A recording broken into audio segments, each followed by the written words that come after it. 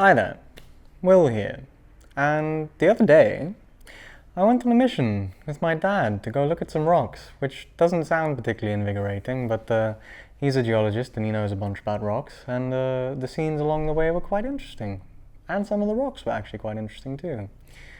I took my Mamiya 7 and my Contax G2 with me, because this is pretty much the exact setup I used to run for all my travels, back in the days when I still did a bunch of traveling. And I figured it'd be nice to revisit it as a combination, so that's what this video is, with some slight mishaps along the way.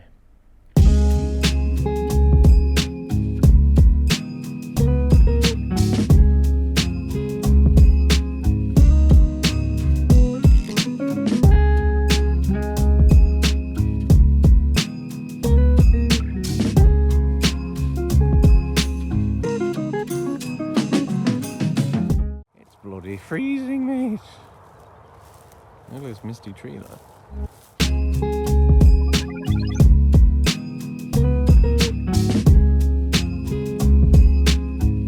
It's quite interesting to compare that black and white picture to the color one, the 35mm T-Max P3200 and the 120 Portra 400, because they have a very different look.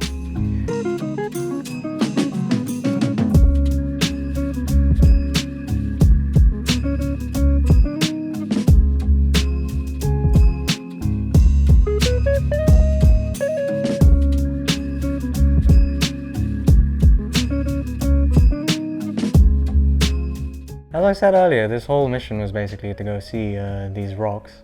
Can't remember exactly what it was that made them special, but it was something about them being anomalous and special as rocks. If you're a geologist, maybe you can recognize something.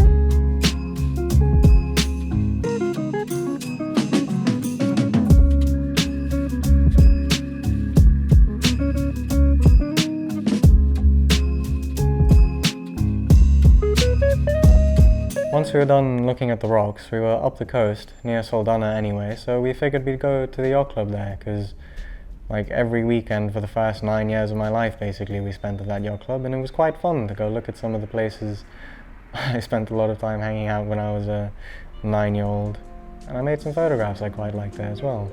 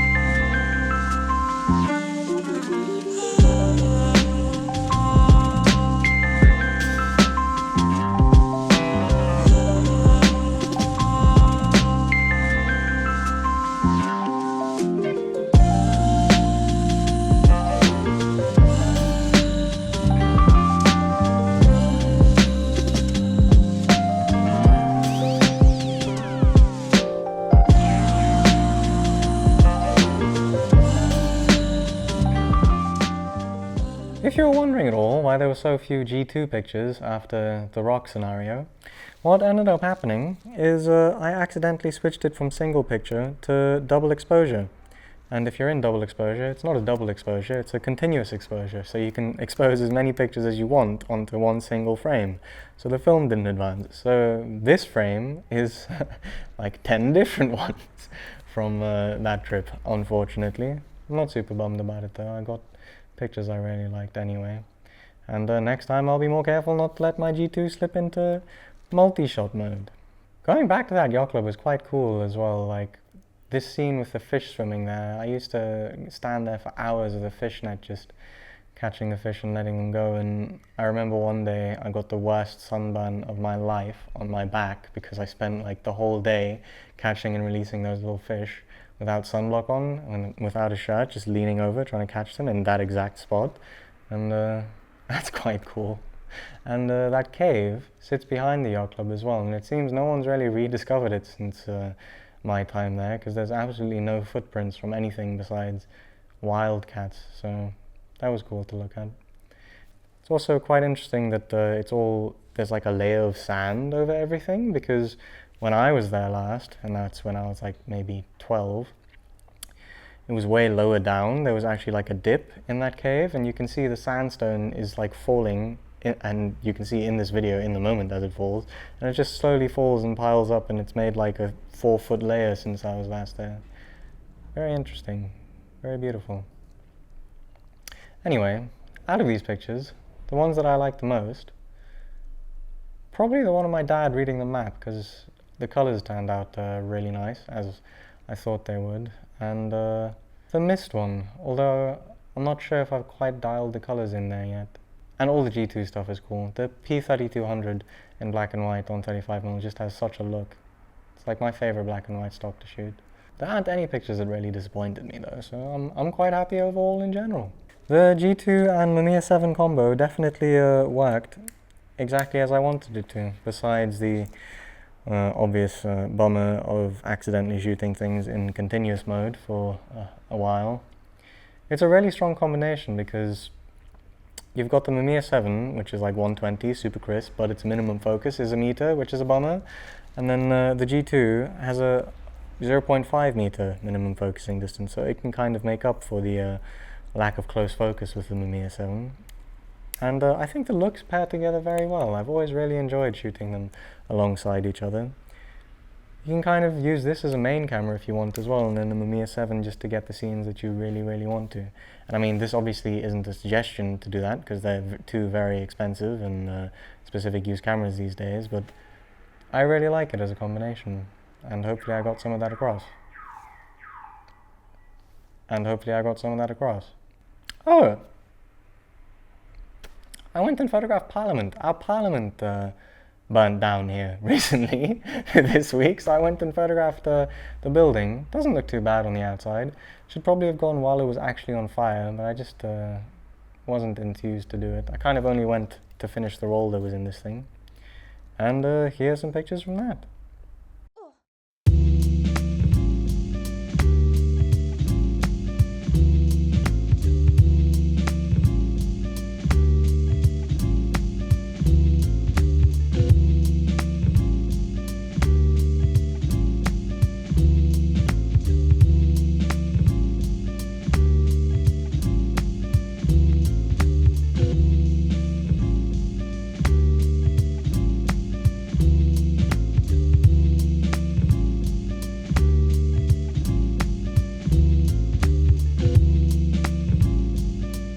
Anyway, thank you so much for watching.